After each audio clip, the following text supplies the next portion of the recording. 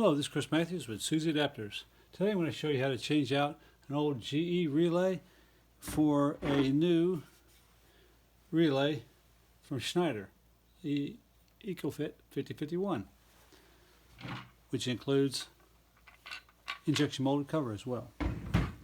So first of all, just remove the old cover. Put that aside, you won't need that again. Then pull out the paddle.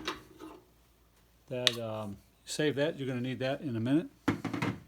Then unlatch the relay, slide out the relay. You can throw that away, you won't need that again.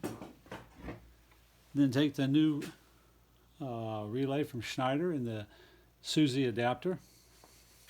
Plug it in, slide it in, latch the top and the bottom. Take your paddle, original paddle, plug that back in. Take your new injection molded cover and line it up. And then connect up. There we go.